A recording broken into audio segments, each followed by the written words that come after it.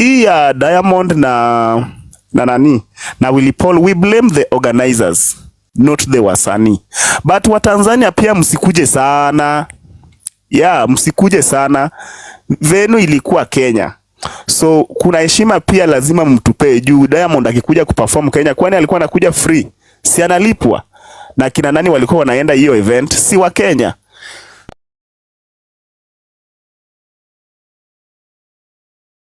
Hello guys, it's your girl Patience Status. Welcome and welcome back to my YouTube channel. If it's your first time here, make sure you hit the subscription box and put on the notification bell so that you don't any time I post a new video. Remember, I'm the queen of online gossip. So welcome to today's video. Don't forget to give it a like and leave a comment on the comment section. Welcome Claire, thank you for the compliment. Okay, so let me change the whatever tuna power tap guys. Kwa nini watu wa tap jamani? Hebu mtap wadau. Let me put 35 plus just to secure our whatever our live in case of anything. Okay, so again, let me put something real quick. So we are starting. The case is Diamond Platinum. We wanted to do welcome to TikTok Court. We wanted pink is your color. Oh, thank you so much, Tirum. I appreciate that. So we wanted to do a case versus sorry guys, I've got a bit of a cold. I'm trying so much to control it. Winters are terrible for me. Anyway, so we were trying so much to bring the case of Chira, simply because we want people to stop using Chira's name sazile wanapigana. It's a common practice on TikTok ya kwamba sazile watu wanacharazana wanatumianga jina ya Chira, and this is just a specific group of people. Na tunataka hiyo, if possible, if we can bring a reduction to that or an end, it will be really good. However, we decided to put that case aside. Kwa nini? Kwa sababu tuko na kesi yenye ni ya muhimu sana. Now there is we received requests from members of the public ya kwamba tuangalie hii kesi ya Diamond Platinum and versus Willy Paul. Good morning Swabrina. So hiyo ndio kenye tuliambiwa ya kwamba tufanye ili people, the public can actually express themselves ideally on King of the Sky, thank you, on what exactly went down. So that is the case we are bringing today. Good morning, good morning. Does anyone know the person who organized the event? Anybody here knows the event organizer? Yeah, your festival? Rakaraka tafadhali. 111, quick. Nataka kuona kama mtu anajua. Willy Raburu, thank you Dave Michael. So I will bring Willy Raburu to this live today. Nitamleta leo.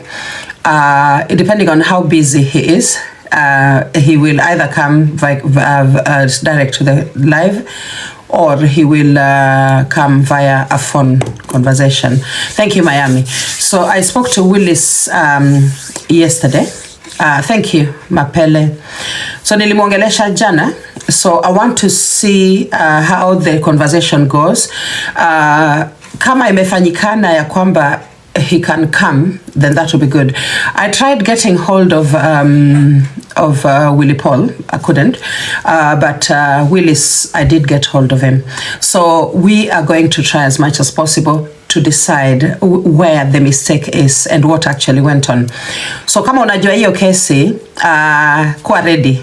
Okay, kuwa ready for you to come up on the platform. You have to be someone who speaks well. Yeah, usiwe mtu wa delay na maneno, alafu uwe umesha hatmi the host at least, and then you can actually come up and engage in the conversation. Miami anacheka. Miami, why are you laughing, darling? What's so funny? Okay, so that's it really. So anyone knows, I think these are people who actually don't believe ya kwamba nimeongea na Willis. Yeah, I think that's why they're laughing. Yeah. Okay. I understand you. Aya, so tuendelee. Aya, so the judge is going to come here. Indigori, thank you so much. Welcome. Judge atafika hapa in no minute, alafu invite. Meanwhile, tunafanya power tapping. Hatujafika hata 10k taps. Okay, tap guys. We are going to start in a second. Tufa, thank you. Winnie, thank you. Oh, people are hearting me like crazy. Thank you guys. Send the heart maze. Thank you so much. Thank you. Eagerly waiting. Thank you. Yeah. Pink is pinking. Thank you, Hope. Thank you so much. Thank you.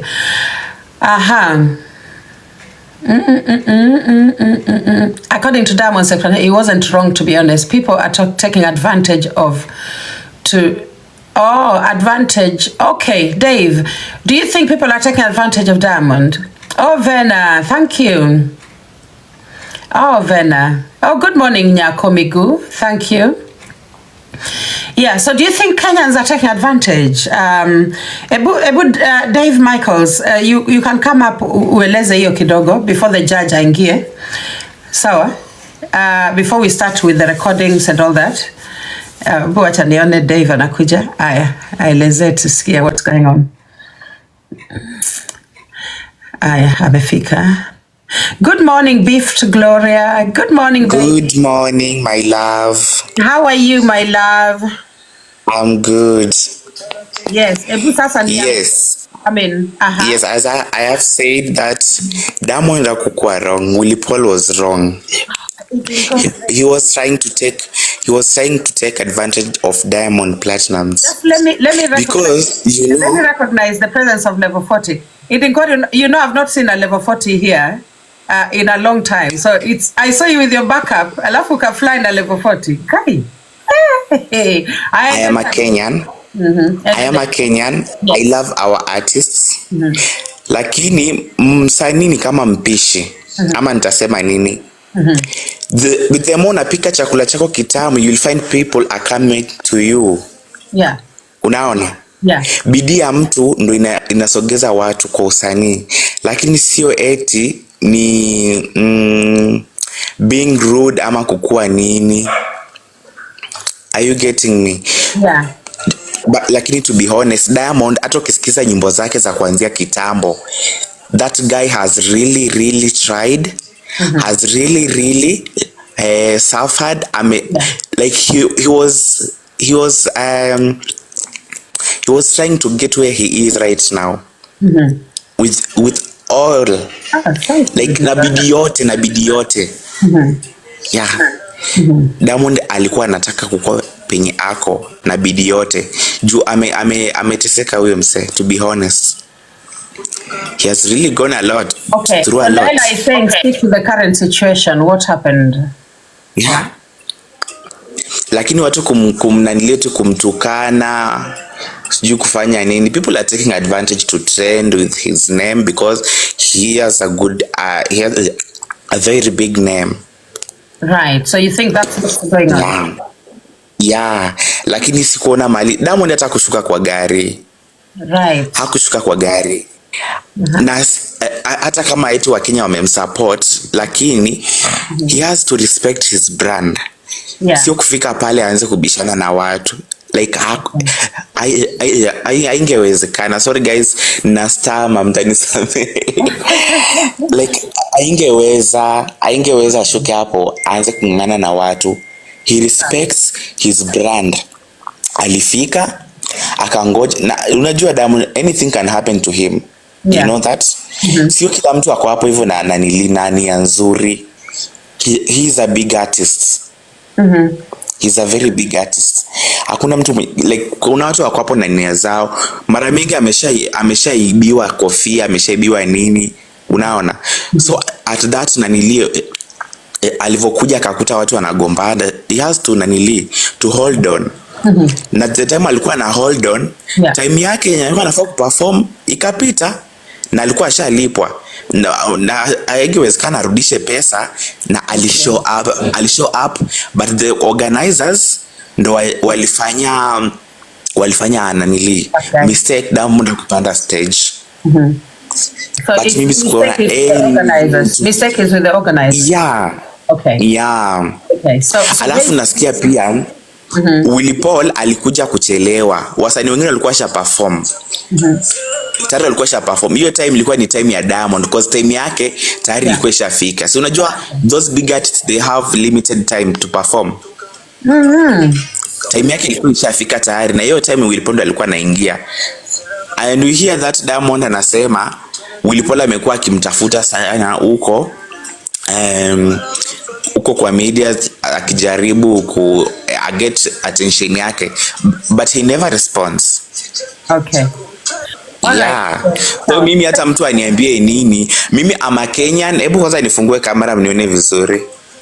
Dave, no. You want to start? Don't worry about camera. Okay. Sawa. So nilikuwa nataka tu opinion. Ndio hivyo basi. To be honest, Diamond hakuwa na makosa. Yeah. Okay. According to me. According to my nanili, yeah. Okay, so thank you. Dave ako hapa. Wangapi for Diamond? For happy laughing emoji for Diamond, sad for Willy Paul. Wangapi for Diamond, wangapi for Willy Paul? Blue Willy Paul, red Diamond. Ebu fanyeni hiyo poll haraka nione. Willy Paul is blue, guys. The blue ni Willy Paul. Okay, blue is Willy Paul. I'm just kind of reminding you. Diamond ni red. Guy. Hatujaanza na already. Wow. Okay.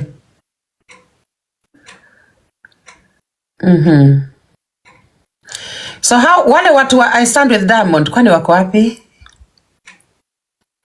Kwa nini Paul inawashinda? 8 people for Diamond. We support our own. Oh, you guys are supporting your own. Now, your own akiwa on the wrong. Oh, clearly you've supported your own. Sawa. So your own akiwa on the wrong. Wakenya supporting Diamond. Mjue Mtanzania watupendi. I wish mjue. Mapele, I don't mind you saying that, but I don't like you using gok on my comment section. So try not to use that again, if you don't mind it. But I get you. Aya. So guys, let me bring the judge up. And then I will, wengine wanasema organizers ndio walikuwa na shida. I will bring Willis Raburu pia. Kesho tutarudi kwa our usual broadcasting of TikTokers. But leo tulikuwa nataka we look at this saga kidogo before we continue. Sawa. Okay. Organizers ndio issue. Sawa. I will bring the organizers here. I will bring Willis Raburu. I don't know about anyone else, but he will hopefully tell us what it is that went on, and Aya. Leo pia tuko koti. Aya. So we've got the judge may arrive. Let me put the judge on the big screen. If you can tell us, Judge, we have a case here that we've been presented with, and it is about Diamond Platinum and Willy Paul. Now, I don't know whether those interested in this case are looking at it in terms of Willy Paul having been failed, or whether both the artist had been failed. But I can give you the mic so you can first of all greet the audience, and then we continue. Thank you.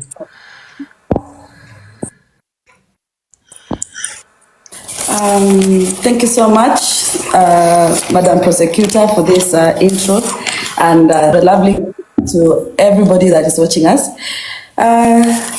I think the case before us, it's Diamond versus Willy Paul, or rather Willy Paul, because we are home, yeah? Willy Paul versus Diamond. Yes. And this we look at it with professions, and it falls under the charges of defamation of character. I'm insisting on defamation of character because there was publications that made Diamond look so bad, and there is also elements of being cyberbullied by Kenyan people. And I wouldn't love to just say Kenyan alone, but the internet and social media at large. So this case, we're going to treat it as a case of defamation of character, right?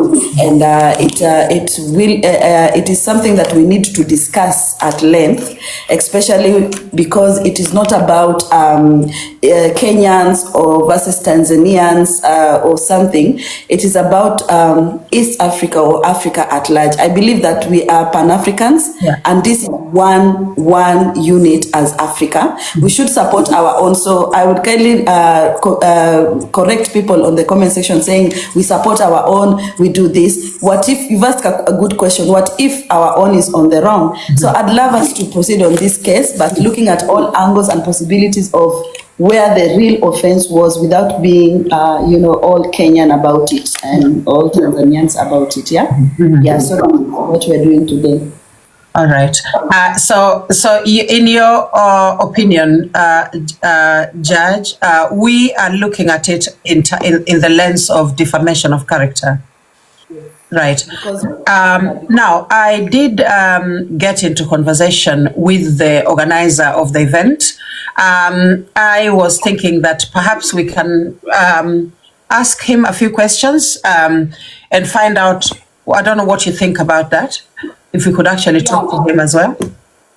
For the at the end of this sitting, unajua koti inatafuta ule ambaye ana mashtaka, takiwa na pia ule mwenye ana makosa. So it's a civil case, and we need to present everybody that was involved, including the eyewitnesses, anybody that saw an article about this on the internet. Please come up and tell us. But it will be very important, organizer aletwe, ili aweze kuelezea wa Kenya what happened, because we look at history of Diamond. Diamond ni mtu ambaye hajatumia the celebrities clout stands to get there, right? And he's an icon for Africa at the end of the day, even if we don't want to say it, Diamond has worked hard in terms of siku zile alikuwa naimba Mbagala, kikuja akiimba something else. So we need the promoter to tell us why would a big icon like Diamond come to our country and then it turns out to be so dramatic. I really did not expect this to happen in Kenya. I believe Kenya and Tanzania were sisters and brothers. Kuna zile social media propaganda about English, about anything, but if you look at a Tanzanian, it is not easy to distinguish many differences about Tanzania and Kenya. Maybe it could be religious, wale wako wengi Waislamu, ama bado unajua wa Kenya ni wengi wa Kristo, but we are just one Africa. So Willy Raburu needs to appear before this court, so that atupe explanation as Kenyans, because now we are wondering, it is a bad sign in our nation.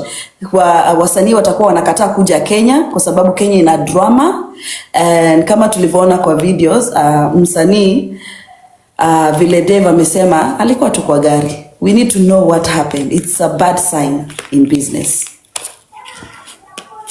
Thank you so much. Thank you so much, your ladyship. Guys, so if anyone here wants to engage in this conversation, remember I'm going to very quickly bring Willis Raburu. Naenda kuwacha ni expand kidogo, alafu niongee, and then I'll go back down. So I'm going to very quickly bring Willis, because all we need to know is what happened. Where did things go wrong? And this is also a chance for you talk about cohesion, especially within the East African economic bloc. I think that's what you call it. Think about how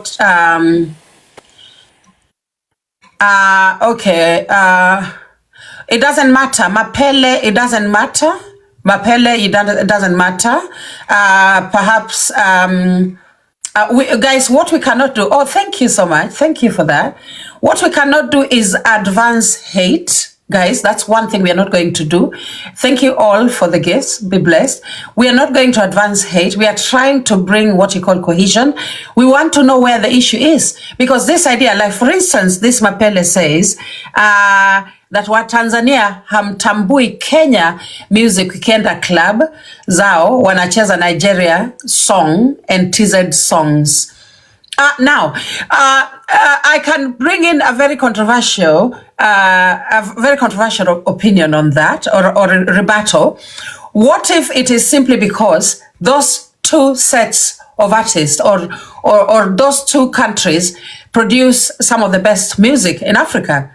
You know, and the reason why people go to clubs to enjoy music is because the music is good, okay? Because they're vibing with the music. What if perhaps ligi ya hawa ni different?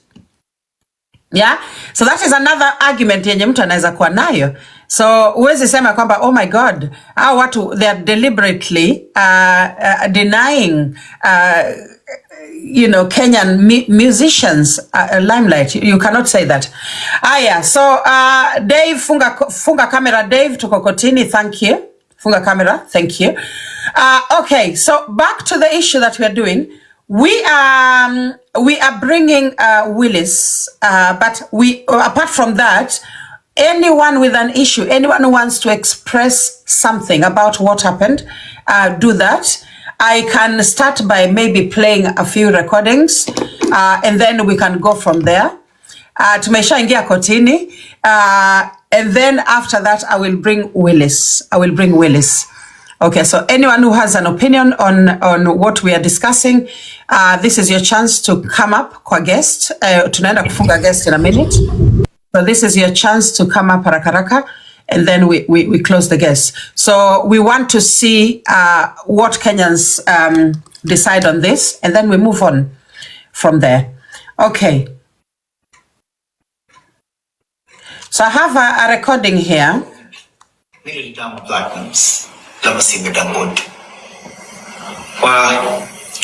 Kwanza kabisa, unajua mimi sipendaji kuvipa kipaumbele vitu vya kipuuzi. Yani sipendaji kujibu upuuzi. That's Diamond. Na ndio maana mara nyingi ukiwa kunatokea vitu vingi vya kipuuzi mimi usikii nikiongea, hata kimya tu naacha. So mwenye akili ataelewa ukweli, asiyekuwa na akili ataelewa ujinga. Lakini nafanya video hii kwa sababu tu ya mashabiki zangu ambao walikuja tarehe 7 Disemba Polo Club pale Nairobi kwenye show yangu. Na kwa bahati mbaya hawakuniona nimeperform. Na mpaka sasa hivi hawajui ukweli kwa nini mimi sikufanya show. Kwa niliondoka. So kila mtu anataka advantage ya hiyo kitu. Anakuja na story yake kila mtu. Huyu si sijalipwa. Huyu si nimsusa. Huyu si nini, vitu vingi. So I do this video maalum kwa mashabiki zangu waliokuja katika show kujua kwa nini sikufanya show.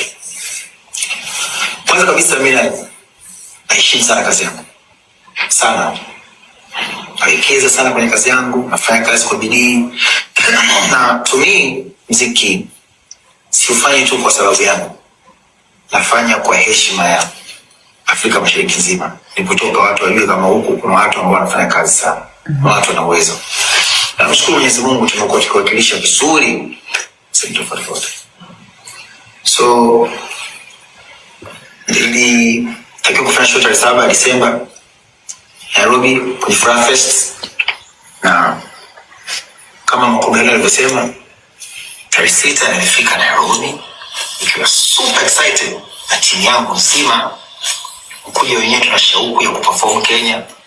Napenda kuperform Kenya kwa sababu Kenya wananipenda sana, na kila nikija kufanya show wananisupport sana, wanajaa, tunaimba, tunafurahi kwa pamoja. Hata show yangu ya mwisho October Fest ilikuwa yani super sana. It was a history. So nikaja super excited kwa show, timu yangu nimejiandaa kila kitu. Siku moja before siku show kesho yake nikafika kwenye venue uwanjani kama maelekezo yanavyotakikana. Mapema nilifika pale kufanya show as a headliner. Nimefika pale kwenye venue. Toka nafika kwenye venue. Nakumbuka nafika pale alikuwa anafanya show calligraph. Mimi nikifika kwenye show sipendaji kuingiaga kwenye backstage. Napendaga kukaa kwenye gari. Yaani mimi nakaa zangu kwenye gari, tunasikia raha kwenye gari. Toka nafika kuna vurugu chini ya stage kule.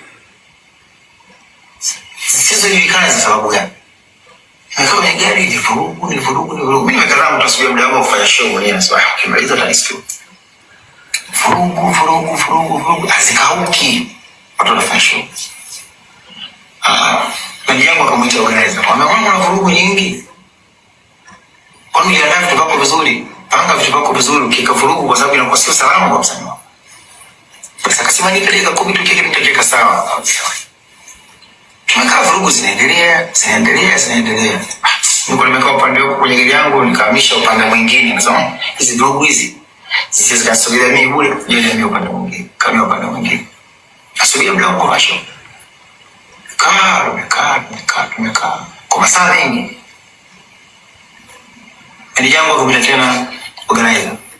Akamwambia mbona vurugu hazishimaki vurugu zikahamia tena upande uliokuwepo mimi. Sasa hizi vurugu mbona ziishi? Na msanii mbona pale kwenye stage kuna nini kinaendelea? Msanii anapofika kwenye show anatakiwa kali saa moja tu, baada ya saa moja apande kwenye stage. Hakika tushapita masaa mawili. Msanii amekaa tu. Kuna vurugu zinaendelea. Na tunamrudisha gari za nyingine bila vurugu za kuja. Kwa hiyo jaribu control situation yenu. Sisi ni wageni hapa. Hatutaki kuingia kwenye namna ya vitu vyote bado. Basi. Tuweka okay, mwandaji anasema dakika 10 tu kile tutaka saa, dakika 10 tu. Na pia msanii atapanga. Haona? Tukakaa tena mida naenda. Sasa kunaelekea kwa alfajiri. Yaani alfajiri zako unafika saa 9. Unatakiwa kwenda asubuhi. Manager akamwita mwandaji akamwambia msanii wangu amefika muda mrefu na amekaa sana. Lakini kwa bahati mbaya hata kufika hapa kuna tamasha lako kuna vurugu ambazo si za nini sizitusu. Kitu pili. Sasa nafika saa 3 msanii wangu apande kwenye stage. Umeandaaje event yako? Kuna taratibu gani? Akamwambia inapoendelea msanii itabidi nimuondoshe kwa sababu usalama hamna. Na wewe ndio organizer, wewe ndio hapo utakiwa upange vitu vyako vizuri. Akasema ni dakika 10 tu basi atapanga. Okay. Na vurugu zitaisha. Dakika 10 zikapitiliza. Sasa tunaenda kuitafuta alfajiri, maana fika 9 hiyo. Kwa kweli mimi jambo kuweza kuruhusu tuseme kuendelea kubaki pale. Kumwambia organizer kwamba mimi nadhani. Okay, so I don't know, Judge, I don't know if you listened to that. Yeah, so yeah. So wacha nimweke Judge kwa big screen because I think what he's trying to explain is I don't know exactly why they eventually had to leave. There was a lot of commotion. I mean, my Kiswahili is not the best, but I think I understood a bit of it. I don't know if you can take the mic for now and just put it. Yeah. Someone in court is informing us that there is a video on Nairobi Gossip, a guy explaining exactly what happened. I think we need that recording from another place. But from what I've seen, from what I've heard, Diamond, and I've watched the video you just played personally. Yeah. I think he's trying to explain that there was no conducive environment for him to work. Remember, this is a concert and you cannot appear in a concert to perform when the security is at risk. Your security is at risk. Kuna vita, kuna vurugu, and he did a good thing to just say in his car, kwa sababu hata angetoka, unajua Wakenya wako na tabia mbaya. Wanampiga mawe, wanamfukuza stage. It was for the best interest that he just leaves the arena because now the environment was not conducive for an artist to perform, which for me, I feel that was a valid explanation. For those people who have heard about it, I think that's a valid explanation, which we can all see the reasons why everything transpired. But then again, there is someone with another claim, and I saw Willy trying to cry on camera, and you know, he's his boys were very, very angry. There was a lot of commotion. He left the venue on foot. And I couldn't believe as a big celebrity like Willy Paul in Kenya could actually be in that kind of position. I felt bad and I really wanted to find out what is going on. Sasa hiyo ndo kitu tunashughulikia kwa hii kesi, na ningependa kama panel inaweza changia kidogo. Tumemsikiliza Dave, but in the meantime tunaweza msikiliza Twins. Twins, what do you have to say about the matter as the prosecutor looks for the clip on Nairobi Gossip? And also please take note that Willy Paul had spoken to the media and the bloggers who were around. So we need to also hear the recordings where Willy Paul was speaking to the media and what exactly did he say about the whole incident. So sad that we cannot get him on this panel, but yeah, we'll just use the recordings. Twins, Mike is over to you.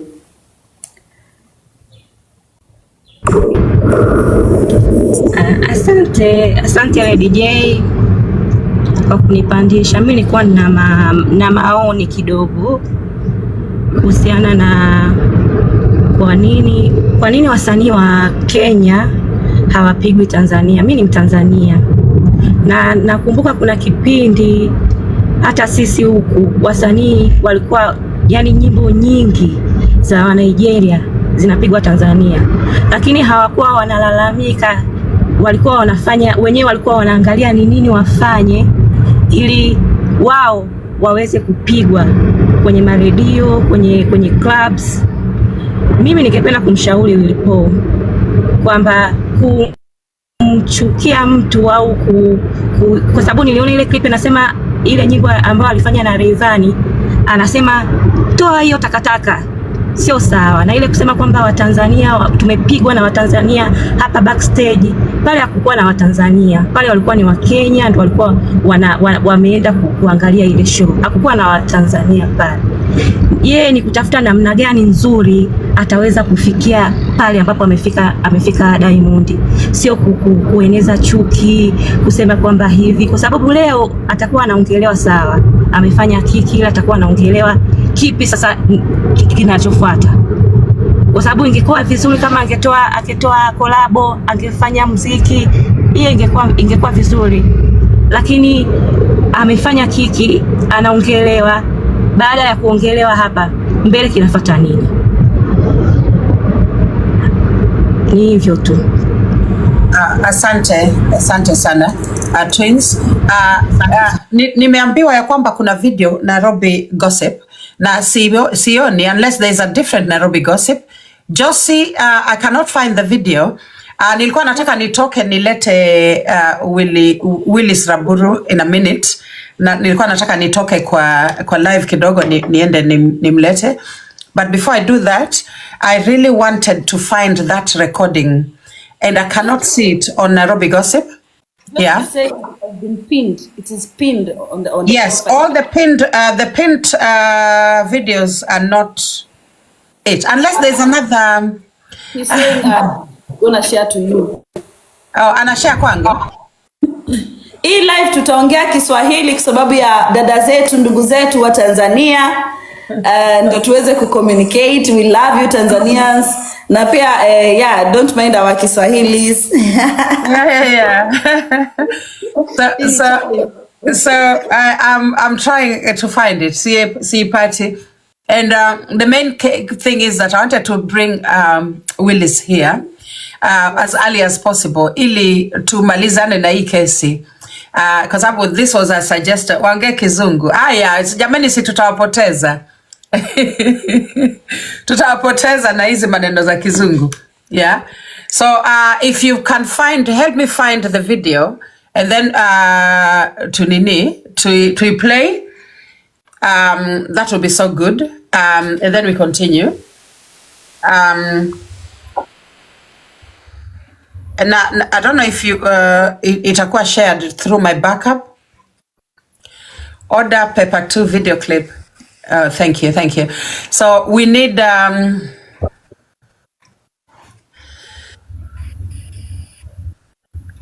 we really do need. Oh, we have a clerk. And the way we've been looking for a clerk. Yani clerk amejipeana.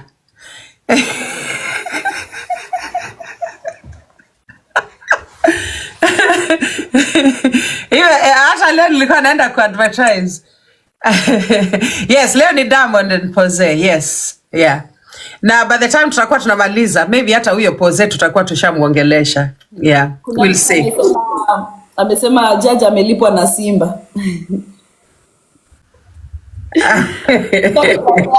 And the judge cannot be bribed.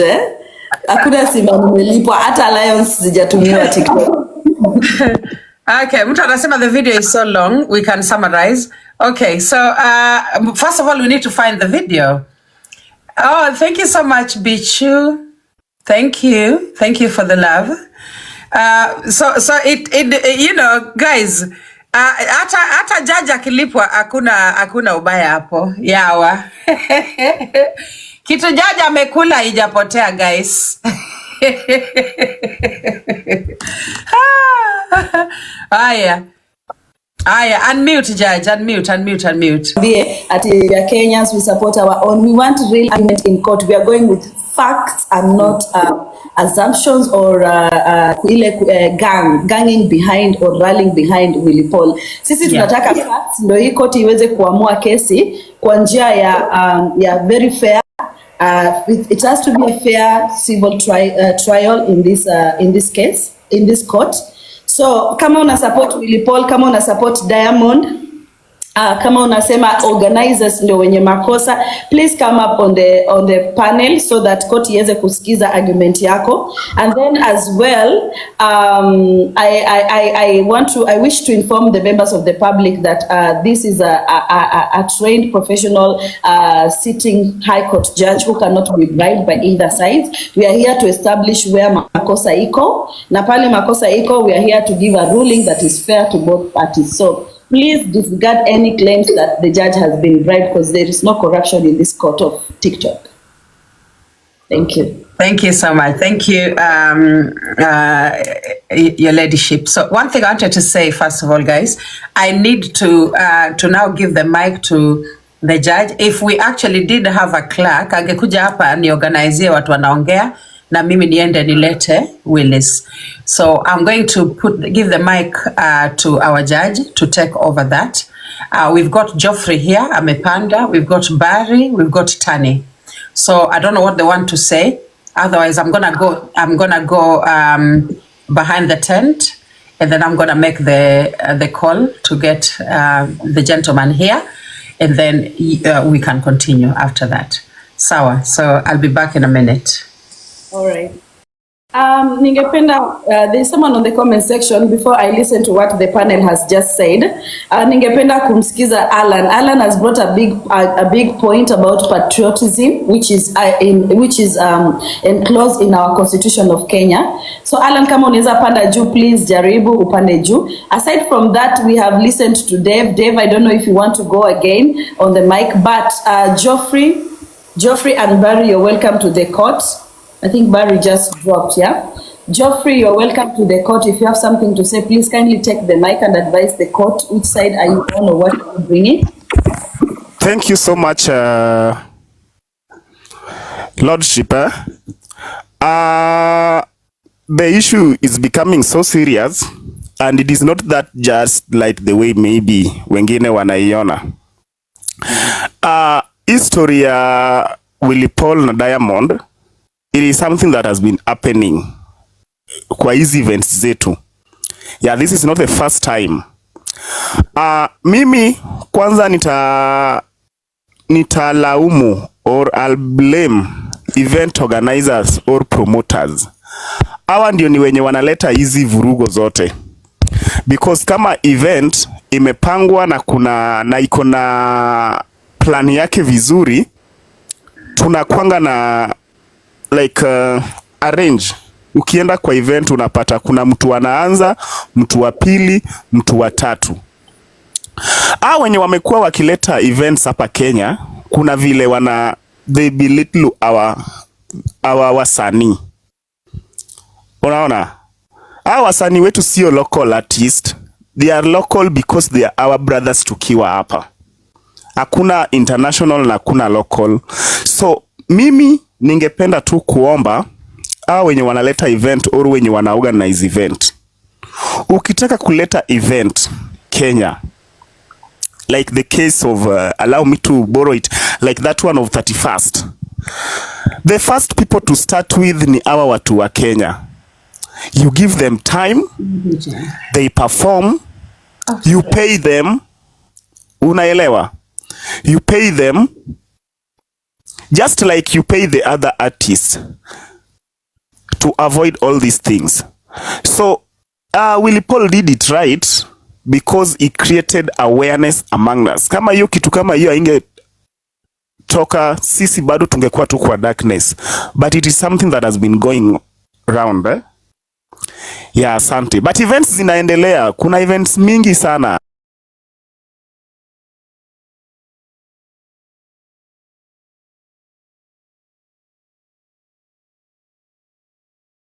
So hii ya Diamond na nani na Willy Paul, we blame the organizers, not the wasanii. But Watanzania pia msikuje sana. Yeah, msikuje sana.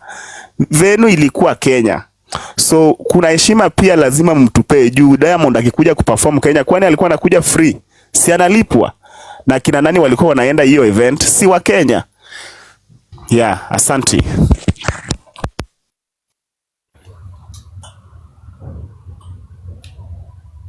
Oh, thank you so much, Geoffrey. Thank you so much. I think the judge will take the whatever. I'm talking to Willy Raburu right now. So you can take the mic. Thank you. Thank you.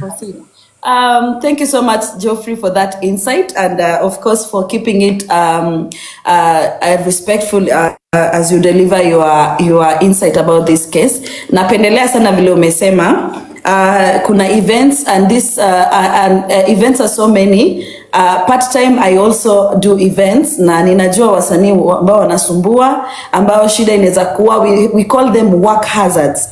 As an event organizer, there's just something that could happen, and it will not look good on your side, and neither will it look good on the artist side.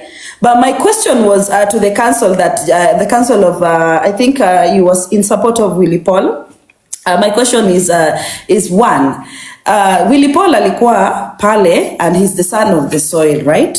And wakati amefika, ameona amekosewa, ameona amedhulumiwa, ama this was also that one of the things that he has experienced before, and he's just tired. He wanted to create awareness, as you said. My question is, mbona haku take it off with the organizers? Because he was just attacking Diamond, and Diamond is just hapa kwa hii arena ya events, wote ni wafanyikazi, wamekuja wote kuimba na kulipwa. Sasa kama kulikuwa na hitilafu ama tofauti baina ya Willy Paul na ile time ya yeye anafaa kupanda pale juu perform, why was he attacking the whole country, Tanzania, and not basing his argument on the organizers? Because kama sisi wa Kenya tunaelewa organizer ndiye alikuwa na maybe makosa, mbona yeye anaendea Diamond? Is it because he wants clout, or what? Sijaelewa sana matendo ya Willy Paul. Please, in your own words, could you give us another insight about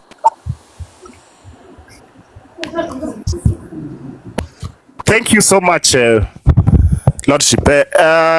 Just let's go back to your first statement. Umesema your part-time job inakwanga event organizer, and you know very well these wasanis mosoa wenye wako juu. You see, wacha nikuambie kitu yenye iko hapa. There is something that called like, unajua tuko na wasanii wadogo hapa chini that performs smart than those wasanii wenye unaona hapo juu. And how are we going to know this? Huyo msanii lazima akuje mbele ya watu. Unajua maybe Diamond was demanding, atujui whatever happens before hiyo kitu ikuje mbele ya kamera. So for that, mimi si atina I'm siding with the Willy Paul, but yes, I'm siding with Willy Paul because he is our own. Who is going to fight for him kama sio sisi? It is us. Then this is something that has been happening. Umesikia nikisema events zinafanyika hapa Kenya. But the problem ni hawa watu wetu. These event organizers. They organize event and at the same event wanataka kuona hawa wasanii wetu kama watu yenye sio watu. Yeah. If event is coming home, make sure that ni sisi ndio tunaanza ama ni sisi ndio tukue the men in the game. Wale wenye wanakuja wakuje tu for just attention. Ile watu wakuje. But these are wasanii. That is the time of selling them. Yeah, thank you so much. Unless there is another question.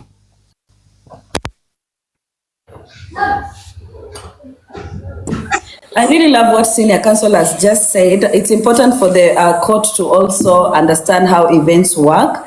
And like I said before, work hazards zile zinakwanga kwa events when you're doing it. It's not as easy as people come to just rev and drink and have fun while their favorite is on the stage. I'll give to Mom. Yes, please, Geoffrey.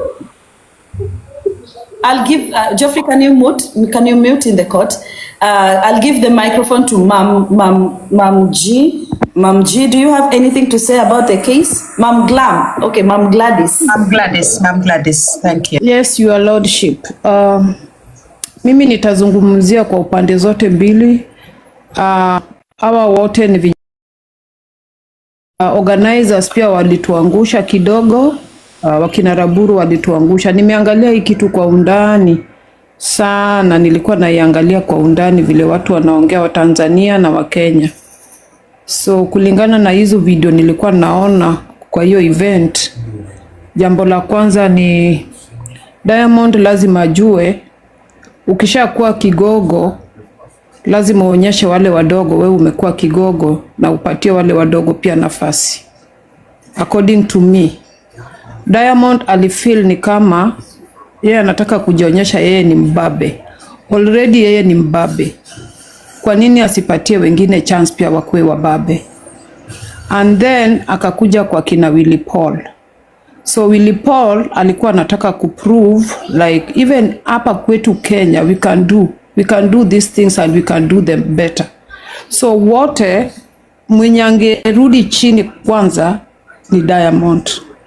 Kwa sababu yeye angeonyesha mdogo wake kama ni hivi, wacha mimi ninyenyekee kwa sababu mimi ni simba. Huwezi jiita simba ili hali unataka kukula mtoto wako. Unaona? So mimi kwa upande wangu Diamond angenyenyekea, na kunyenyekea imanishi wewe ni mjinga. Unanyenyekea ndio ushike huyo mwenzako mkono umuonyeshe huku ndio tunaenda. Kumaanisha Diamond hataki wengine wakuwe juu yake. Anataka yeye ndio awe always yeye ako on top. Willy Paul naye akasema hata hapa kwetu nyumbani, hii ni nyumba yetu. Mimi najua kule kuna vijiko kule ziko na kila kitu. Sasa toweni huyu sasa niwaonyeshe vile kunaendanga. Na mjue wasanii wa Kenya hivi ndio tunadhalilishwa. Yaani Diamond alikuwa anajaribu kuamsha, kuonyesha watu like mbona mnaona ni kama sisi hatuwezi, sisi wasanii wa Kenya. Alikuwa anataka kuonyesha watu wa Kenya we can do it. Unaona? So pale ni organizers wakina Raburu walituangusha kabisa. Wangepanga hii kitu ikuwe vizuri, waseme okay tuko na wageni wetu wanatoka nje. So tupatie kama ni wageni nafasi, wageni wachukue nafasi kama ni wimbo moja alafu wachukue vijana wetu watu wa nyumbani sasa wachukue kiwanja, wachafue kiwanja. So for me Willy Paul aliact na alikuwa anawakilisha wasanii wote wa Kenya. Alikuwa anawakilisha kuwaonyesha yani we are here, we can do this. Mnaendanga mnamleta Diamond, Arokina Raila wanaleta Diamond na sisi mnatuacha hapa. And these things we can do it. Diamond alifail kwa sababu you cannot call yourself simba na ili hali unataka kukula mtoto wako. Ni hayo tu.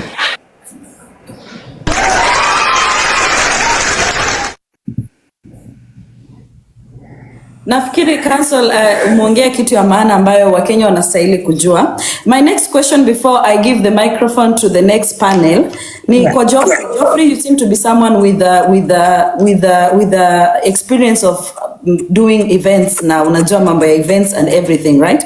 I'm avoiding to answer this on my own end because even me, I believe kuna vitu ambazo nahitaji kujifunza about events. So Geoffrey, nikikuuliza tu kwa kulingana na kitu mami Gladys ameweza kuchangia kwenye hii koti. Importance ya nani anaanza wa kwanza, nani anamaliza, nani ni wa hapa, nani anastahili. What is the importance? Because kuna watu ambao wataifanya events. For me as an event organizer, it goes, mimi napanga events zangu kama, it depends with the popularity of the artist. Popular artist ataanza wa kwanza, alafu junior artist, because kuna artist class A, class B, class C, kulingana na kazi yake, kulingana na popularity, YouTube views, fame yake imepita boda mpaka wapi. I feel like we cannot rate Diamond with Willy Paul. Willy Paul is still growing and Diamond is established, right? So importance ya nani anaanza wa kwanza ilikuwa nini? Because you're also part of the people who brought the point. Yeah. Thank you so much. Allow me to just briefly answer that question. Yeah.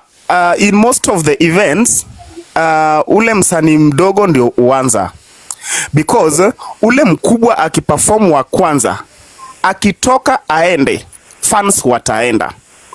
So, huyu mkubwa anafaa akae, hata kama atakaa mpaka last minute, akae tu au wadogo wa perform wote, because that is the time that our wasanii wakubwa, they create awareness to the fans that sisi pia tunakuanga.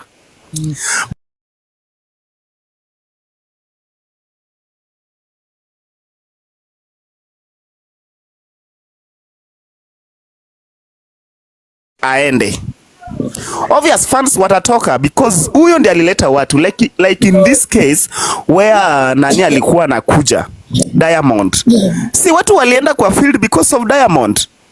So no, let me just put it that way. The event was organized initially for Diamond. So watu walikuja hapo wakijua Diamond atakuja kuperform. So wasanii wetu walikuwa wanaenda hapo, but the artist wale wenye walikuwa hapo wote, kama jina yako ilikuwa kwa list, ulikuwa umelipwa ukuje uperform, nyinyi ndio mnaanza wa kwanza, alafu ule msanii mkubwa ambaye alikuwa the guest hapo mkubwa ataperform baadaye, ndio akitoka fans pia watoke, na watoke kama watu wote walifanya nini, wameperform. Thank you. Okay, thank you. Thank you so much, Council, Senior Counsel, for clarifying that in court. Any other person in the panel that wants to speak something before? I think Come in the Storm. Come in the Storm. You can take the mic, please. Thank you. Oh, Jesus. I'm sorry. I wasn't supposed to be here. I'm sorry. Hey, Pole. Let me drop really quick. I'm sorry. Oh, Come in the Storm. Say something. I was sleeping, but I'm listening and I'm following very closely. But anyway, I'm listening very closely and I'm following. I think our artists in Kenya, they undervalued. Our artists, they don't get appreciated enough, but also at the same time, I don't think that was a good treatment that happened there. So there's a security for the artists and there's also for everybody else's, because mtu akifika tu, there is no security, no decorum, no arrangement, no nothing. Of course they will pull out. So I mean, I don't think it was a bad move on Diamond's side that he did that, because you know, you get to a place, they invite you, you expect them to have it already and all that.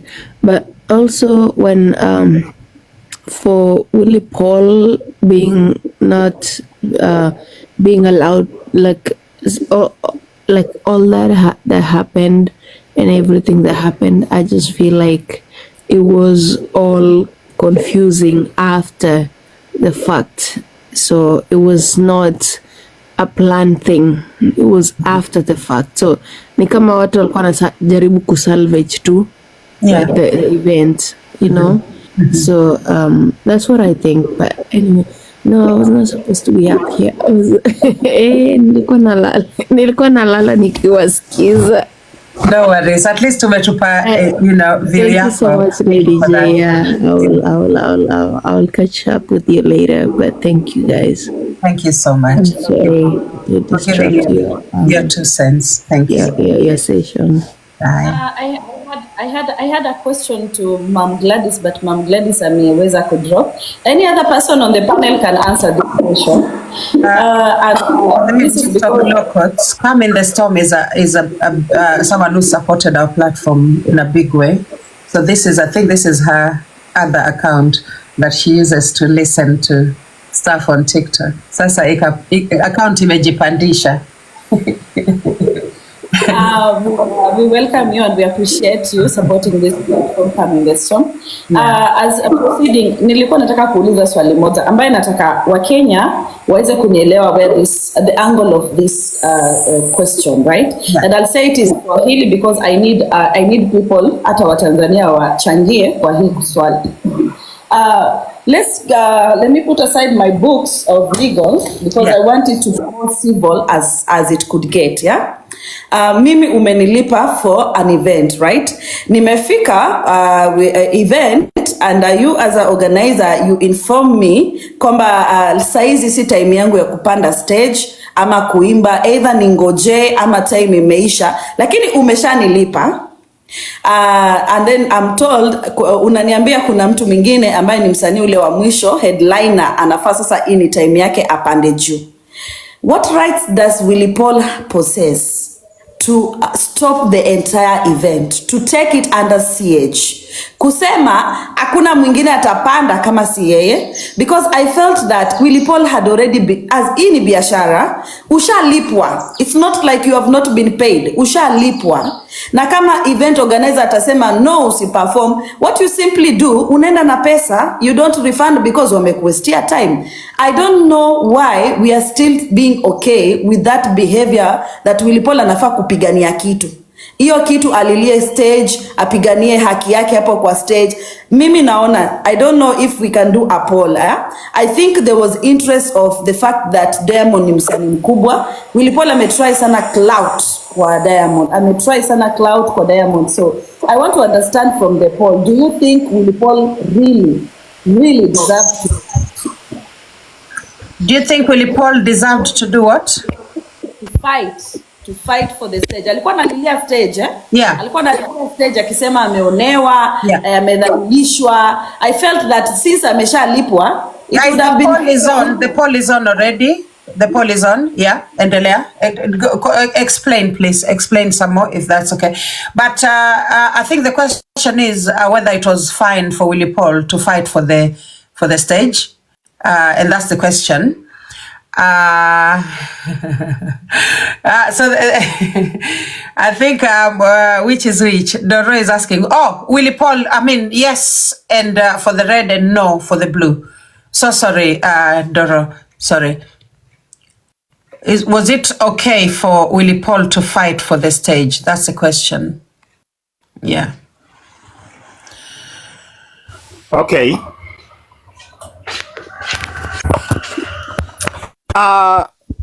My lordship, allow me to take it back kidogo. Yeah. Or let me create awareness in a very simplest way. You know what? Yeah. These wasanis, they are not there because of money. Some of them. Mm-hmm. Let me say that majority of them, they are there because of fame. You gain fame by performing where there is population. Yeah.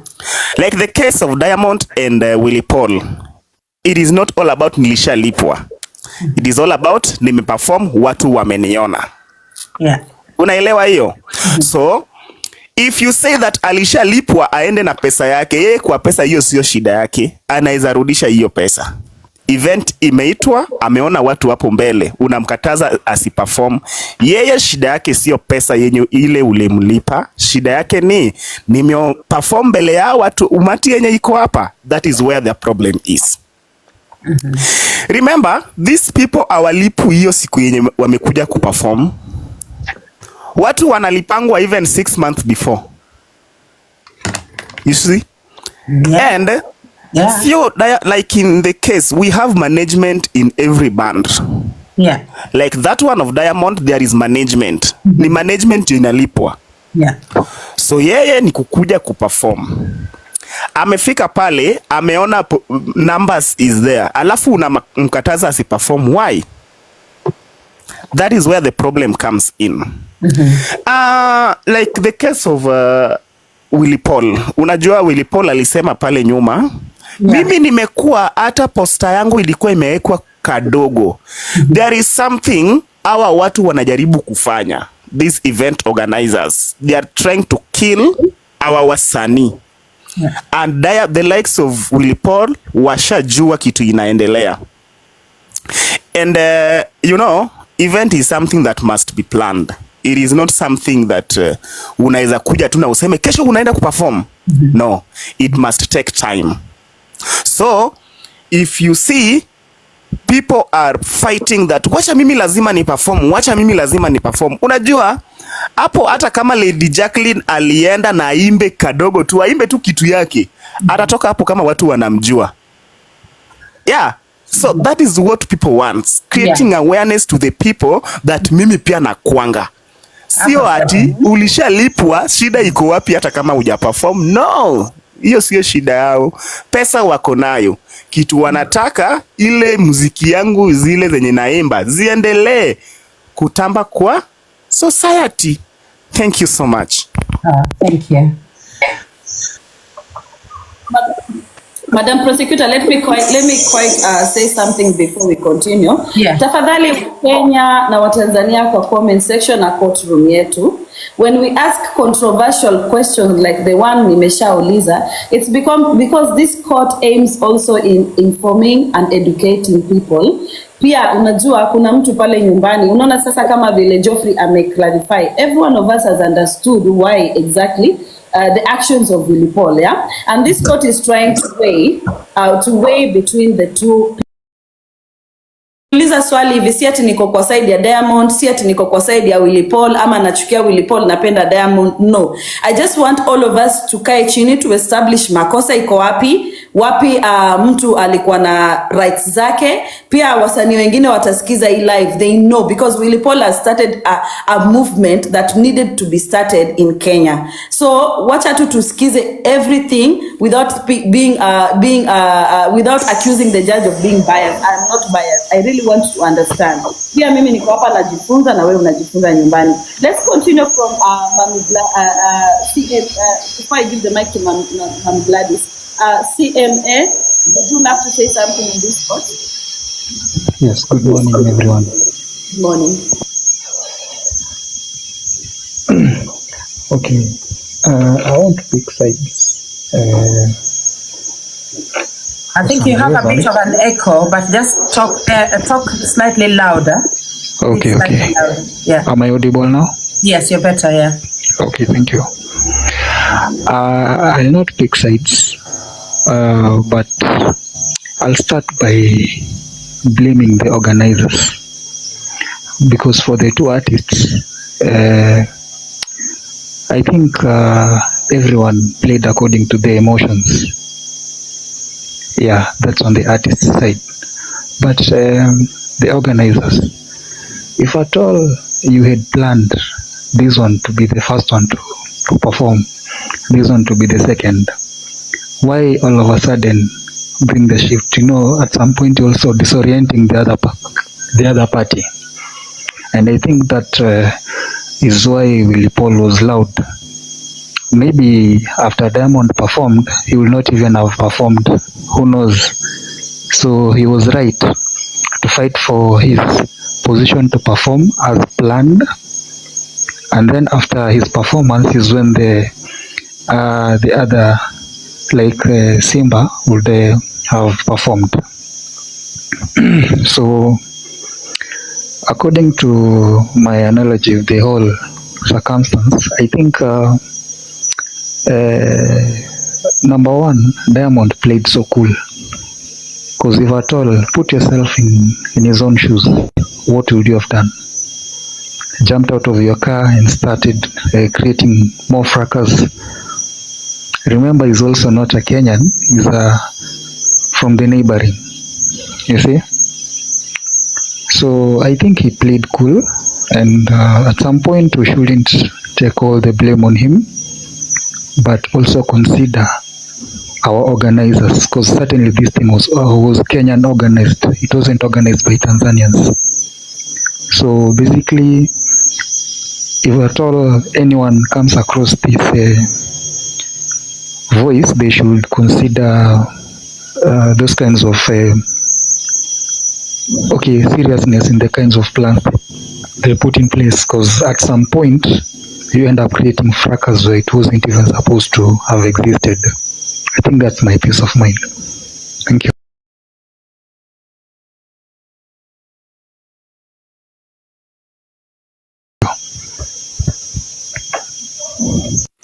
I really appreciate the view that Senior Counsel CMA has brought to this. Do you think Kenyans are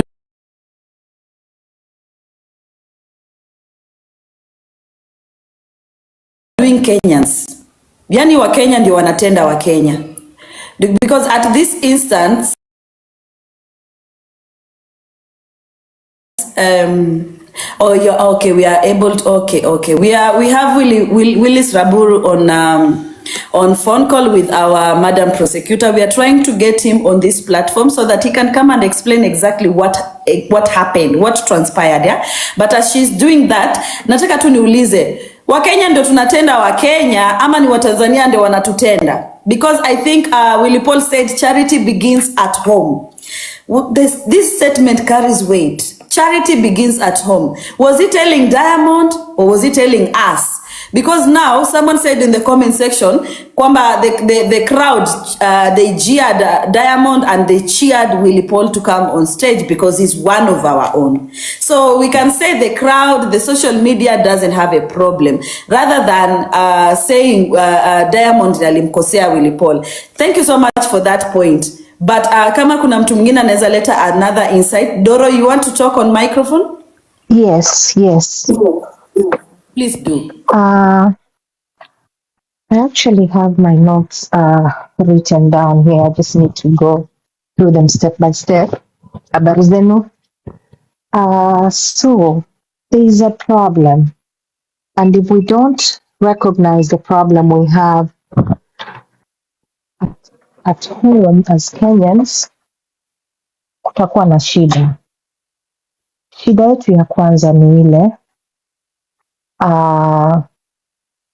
this movement ya kusema our wasani's, our country, or they need to be put first. This movement was started at the wrong time with the wrong crowd. Tumeita wageni wakuje ku entertain. Why should inatakiwa tukue hosts? We've paid this dude a lot of money to come and perform as the main guy. Why would the organizers change the order of events last minute? Kwa sababu Diamond angeperform before Willy Paul, of course the show would have ended the way everybody else has said. I went to a concert recently ya huyu dem anaitwaje, Shaka Khan. My interest was to watch Shaka Khan, but I was there for 4 hours watching some jazz musicians. Shaka Khan performed the last hour. Ningeona Shaka Khan saa 10 mchana, singekaa huko. So I'm thinking, this is my suspicion, and I'm not sure, and maybe if Willis comes up, he'll tell us what happened. Maybe Diamond na pedo zake, kwa sababu kujiona yeye ni mkubwa in a way, which he is, alisema yeye anataka kuperform fast aende, maybe alikuwa na shughuli zake. And instead of the organizers who have paid this guy, instead of them standing the ground and telling him, no, this is the plan we have, you're supposed to do things this way, they decided to change the plan for him. That's my suspicion. And then that caused all the fracas that you saw. Of course, that would give Willy Paul a reason to react. So the EU stage was not a good stage for Willy Paul to settle any scores. Willy Paul is very aware that Diamond is a bigger artist than him. He is very aware and he should respect that and figure out what to learn from Diamond afike your level. I have worked with these wasanis a lot. I used to run actually a comedy club in Kenya, and I could see your mvurutano yao, but I would look at it ahead of time. This one is going at this time. This is the reason why this one is going at. So by the time the event is coming, hakuna fracas hapa ati sijui na nini. It's going to be that way, or else you're not going to get paid. And anybody else who is involved. Ndio wako na shida, na shida yao is not kusimama imara. Na wangesimama imara, we would not have seen that, and they should all quit organizing things when they don't have the skills. Kwa sababu wanaleta aibu ndogo ndogo. Our wasanis go to Kenya, go to Tanzania, they perform there. How come hakukui na drama? So yes, we should stop victim. Right now we are victim playing as Kenyans. Kenyans, we know we don't have the same caliber of musicians that are being produced in Bongo. Hatujafika hapo, but tutafika tukijielewa vizuri. Hatujafika hapo. So we should stop victim playing and playing victims at any time possible. A chance kanatokea, ndio tulana na tujipeleke mali pengine. Alafu tena wa Kenya, the reason why Bongo is Bongo, or the reason why Nigerian music is where it is, because they cheer each other. The Nigerians cheer their fellow Nigerians. That's why they are where they are. The Tanzanians cheer their fellow Tanzanians. That's where they are. Sisi wa Kenya, hatuna time na watu wetu, and it is true. So till we get there, we can as well just go to hell, not watch a victim playing. We are taking a very, very bad position. Yani sisi tunalialia tu madogi zenye zimenyeshewa kila saa, ati wao tumekosewa, even in our own event. So if we don't wake up and smell the coffee, nothing is going to happen. It's going to be the same story. Hata Michael Jackson angefufuka saizi tumuite Kenya, we would still behave like that, knowing that Michael Jackson is bigger than Willy Paul. But the main issue here is those freaking organizers who have failed everybody. Na mwachane na Diamond. Thank you.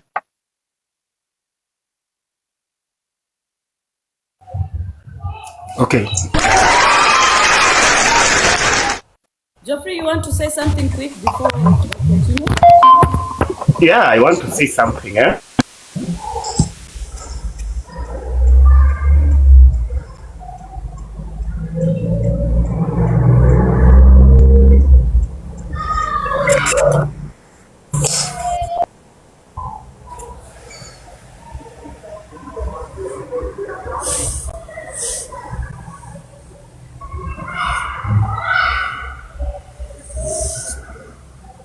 Hatukusikii. Able to hear you? We can't hear you. Geoffrey, we cannot hear you. We can't hear you. Yes. Sasa mnanisikia. Yeah.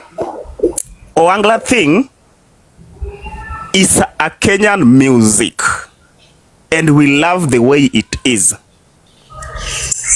Kila mtu ana support. Ukienda place Prince Inda ana perform, tribes zote zinakwanga hapo.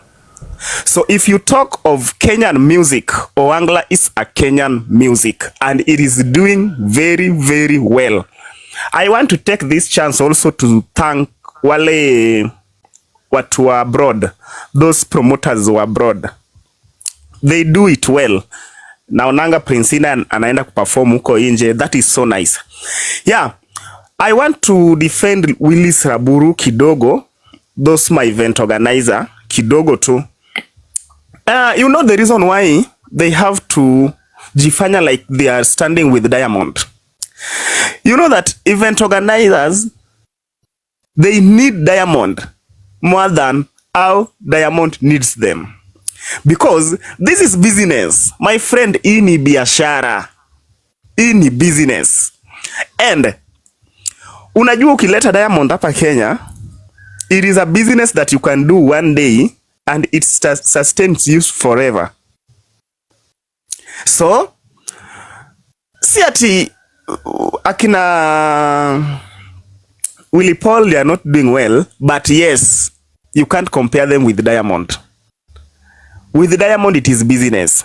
So, we will just allow Willy Raburu, our event organizers, for now to just stand with Diamond because they need Diamond next time.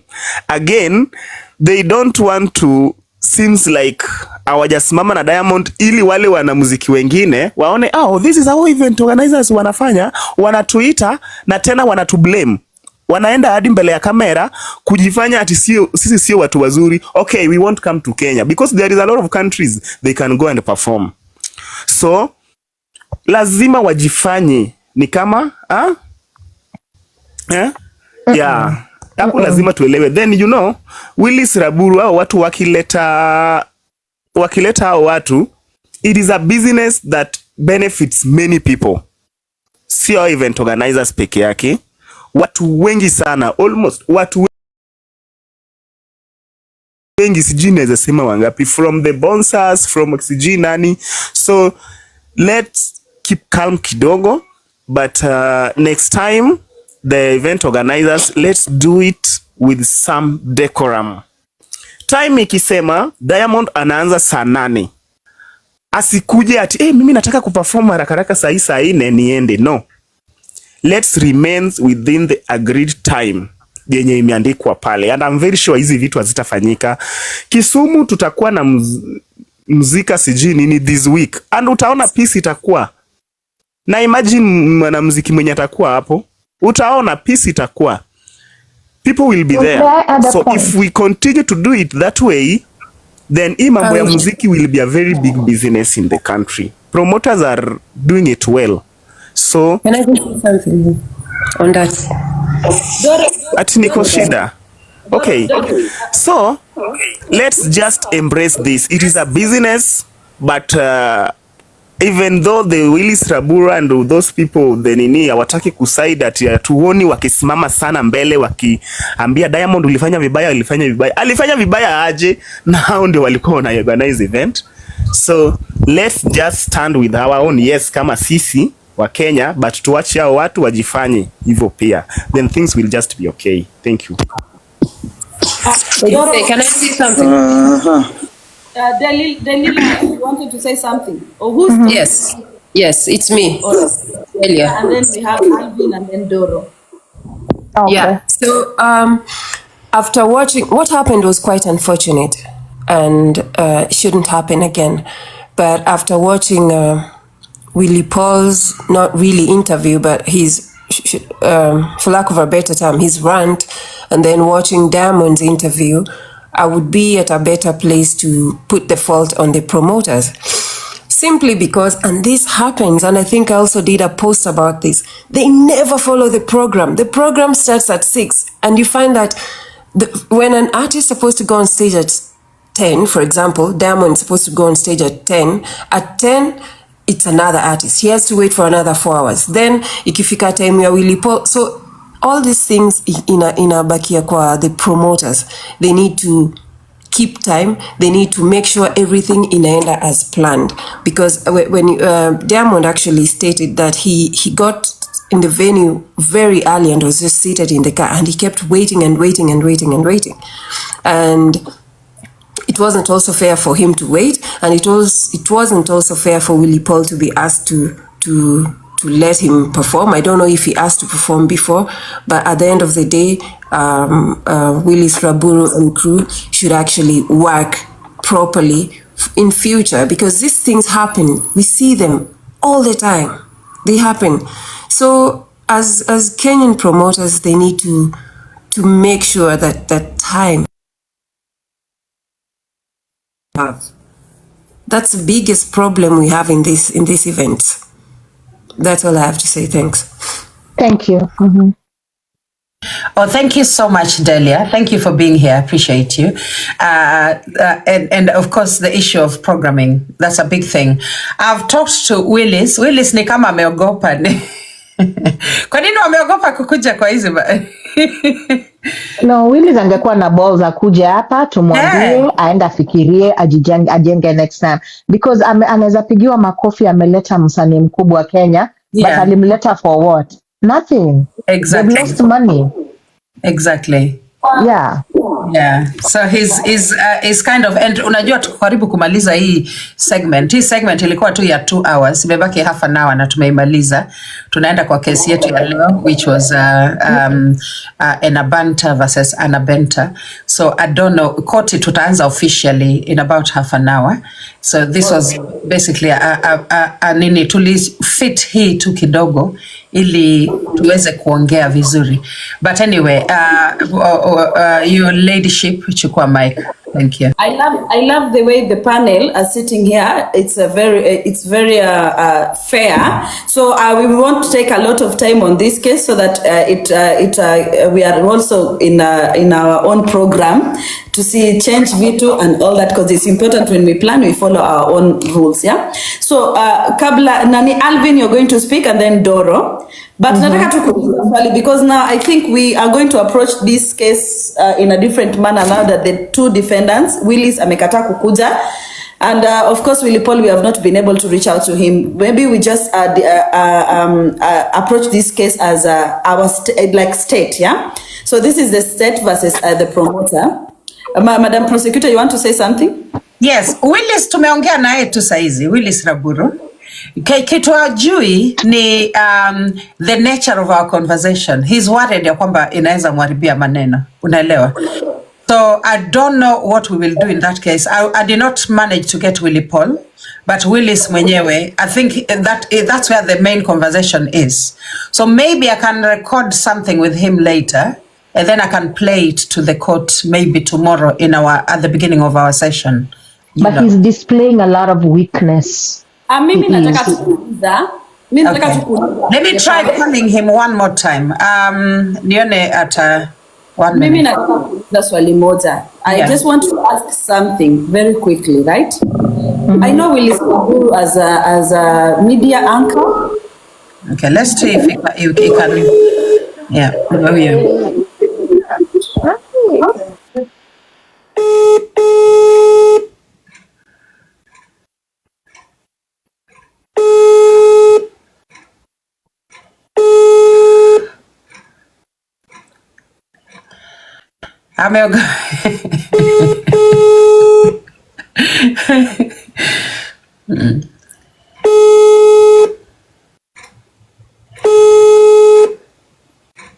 Okay, so clearly he is not willing to come.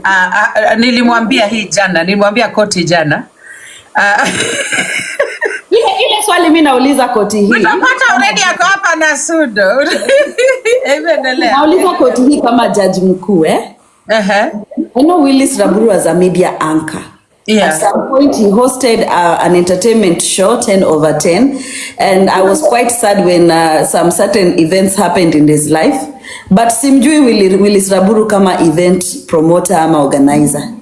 I think this is a case of ninaeza fanya, unaona, alafu ukaonelea ni rahisi na ukafanya makosa zingine, and it's making the Kenyan promoters board look so bad. Yeah. Remember that kulikuwa na Tukutane festivals, which was supposed to be held, and a big artist from Nigeria called Thames, she refused to perform.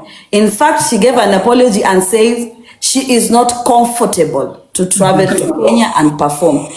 Being asked further what is the reason, she said promoters did not afford her terms and conditions. Nationally, kama artist anaweza kataa kukuja, it's because of certain things that has happened, like what we are in court with. So Alvi, because this is not just my court to air my opinion, rather I listen to the council. Please take the mic, and then Doro follows, and then Mami Gladys and Princess. Okay, mimi ningependa kusema hivi kulingana na utabiri ya hali ya anga uliopo kwamba upande wa kwangu Willy alikuwa na right ya kufanya alichokifanya, because of one thing alikuwa shaona dalili ya kwamba yeye hataruhusiwa kuingia pale.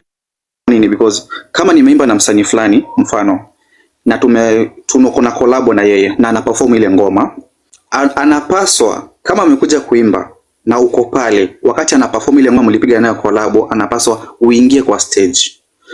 Hiyo ilikuwa dalili ya kwanza Rayvanny alipopiga nyimbo ya Willy yake na Willy Paul, alipokataza kuingia kwa uwanja mpaka fans wakaanza kushout. Rayvanny amefika kwa vazi ya Willy Paul, Rayvanny ana perform vazi ya Willy Paul.